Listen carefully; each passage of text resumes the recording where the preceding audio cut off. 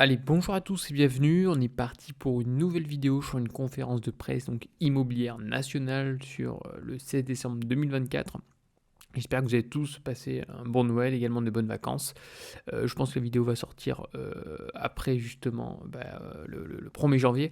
Donc également à tous, je vous souhaite une bonne année, plein de bonnes choses, ainsi de suite. On va commencer directement aujourd'hui par le bilan de l'année immobilière 2024. Je ferai également une vidéo sur les perspectives de 2025 en restant bien sûr le plus neutre possible.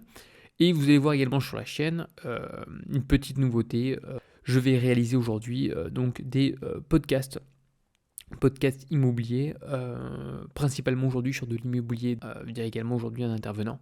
Vous allez voir ça par la suite. Alors c'était assez compliqué notamment pour convaincre la personne en question, mais bon, normalement c'est ok. Et donc on est parti sur de l'immobilier aujourd'hui classique, hein. Je ne l'ai pas encore trop développé sur la chaîne parce que pour plusieurs raisons. Je trouve que c'est quand même plus sympa d'interagir avec une autre personne qui a également de la compétence et également on se complète sur plusieurs points. Et autre chose également, ça prend énormément de temps à faire les vidéos, hein. Je ne suis pas sûr si vous vous rendez compte, mais ça prend énormément de temps. Je ne vis absolument pas via YouTube, je propose aucun service, c'est purement aujourd'hui voilà, de mon temps que je donne, hein, voilà.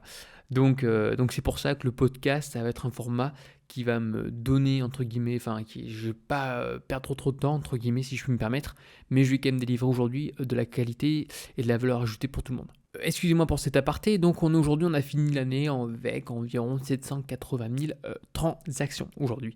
Ce qui est quand même pas si mal que ça, hein. Je discutais quand même quelques notaires. Il y en a qui ont fait des excellentes années, il y en a vraiment, c'était une très très très bonne année, d'autres un petit peu moins. Après, ça dépend évidemment de chaque spécificité. Il y en a qui ont fait droit de la famille, ils sont un peu mieux sortis que d'autres, mais dans l'ensemble, ça n'a pas été une année non plus catastrophique. Bon, je baisse, hein, moins 4% sur un an au niveau de l'indice des prix des appartements. Encore une fois, ça dépend de la localisation, de votre copropriété, du DPE, de plein d'autres choses. De toute manière, je vais faire une série de vidéos sur ce document parce qu'on va rentrer dans le détail. Réciproquement aujourd'hui sur les maisons, pareil, hein, la baisse, c'est kiff-kiff. On va voir dans l'ensemble qu'aujourd'hui la baisse est un peu plus importante pour les maisons. Et puis là, voilà, on a gagné 3 mètres carrés, 1 mètre carré. Bon, voilà, on s'en fout un peu. Alors voilà, quelque chose qui est relativement important, ça va être d'une part aujourd'hui donc le nombre de ventes. Donc voilà, j'ai tracé quelques lignes exactement pour qu'on puisse juger aujourd'hui où on en est. L'indice des prix au niveau des appartements, également l'indice des prix au niveau des maisons. Qu'est-ce qu'on peut constater?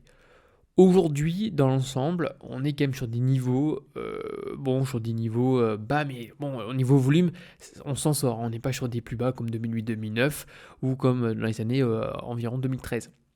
Dans l'ensemble, on est sur les plus hauts de 2011-2012. On revient sur des niveaux de début 2007-2008, avant justement la crise. Ok.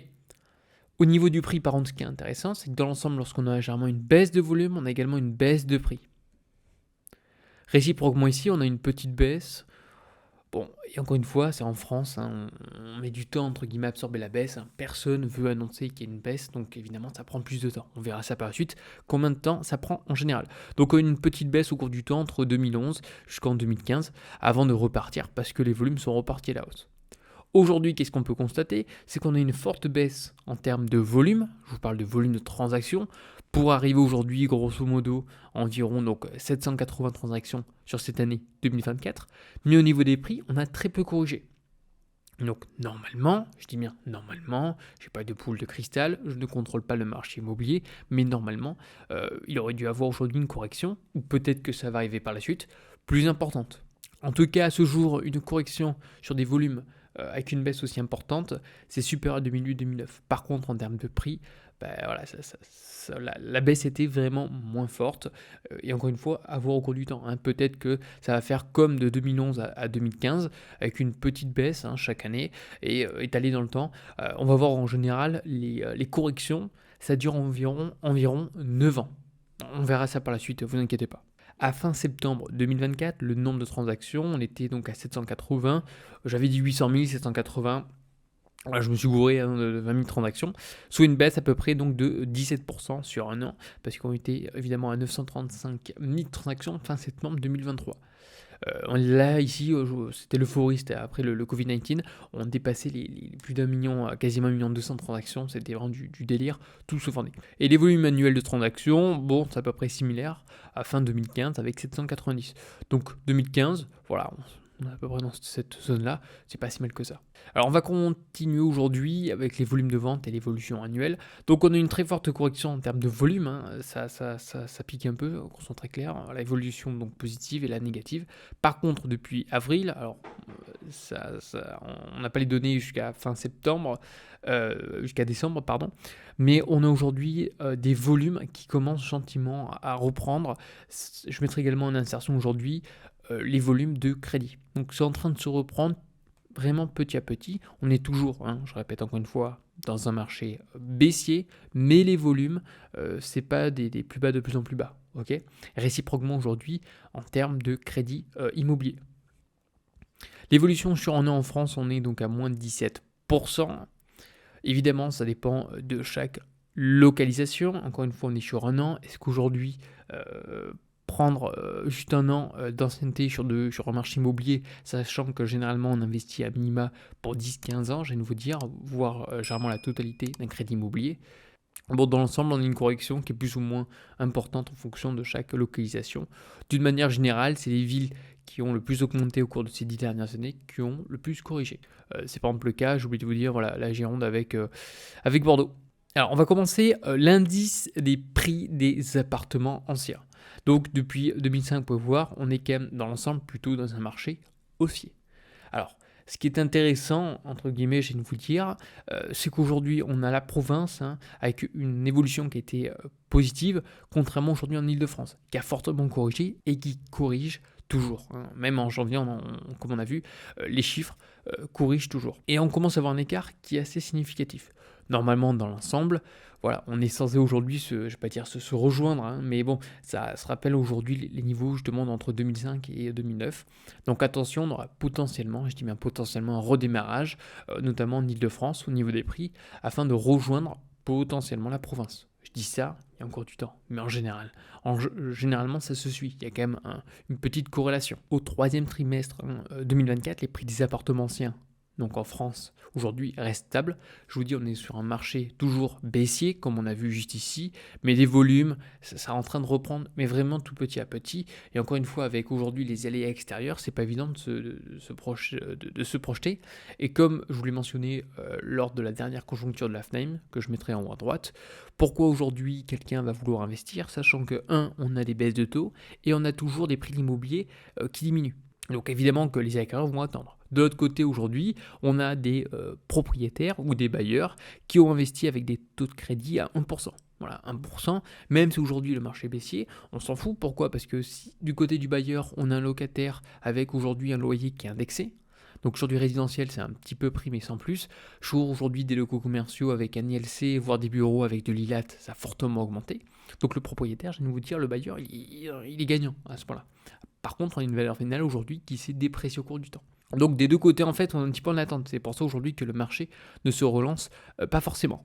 Sur un an, les prix des appartements anciens ont diminué de près de 4%. Encore une fois, on va avoir des différences en termes de géographie, notamment en Ile-de-France, où c'est quand même corrigé de manière assez importante. C'est un petit peu moins, par exemple, à Nice. En Ile-de-France, il faut remonter en juin 2019, et aujourd'hui en province, l'indice des prix, il faut remonter à peu près en juin 2022. Alors, ce qui est intéressant également, donc les notaires et aujourd'hui via l'INSEE permettent aujourd'hui d'avoir des projections en termes d'indice de prix à 4 mois. Encore une fois, c'est des projections, c'est une petite fourchette.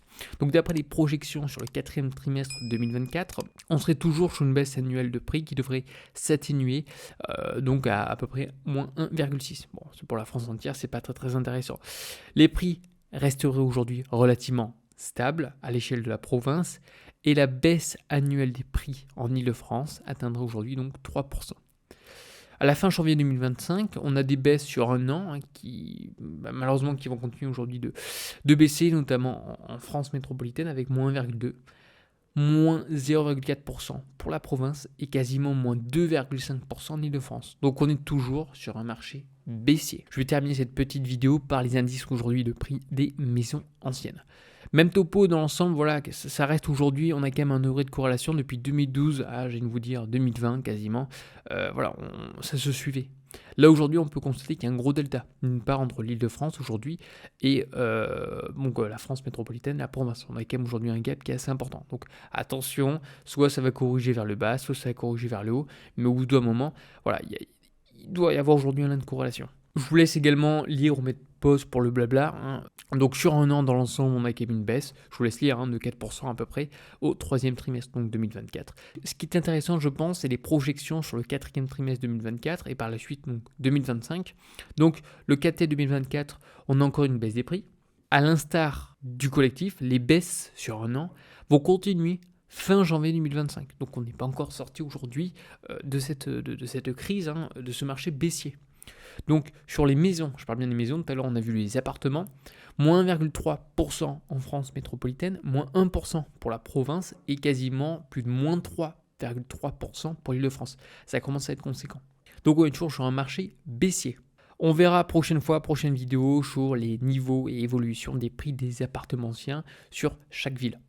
Merci à tous encore une fois pour vos petits commentaires, ça fait extrêmement plaisir. N'hésitez pas à liker, ça m'aide énormément, à marquer un petit mot, ça fait toujours plaisir à le partager. Et je vous dis à une prochaine. Allez, bye bye.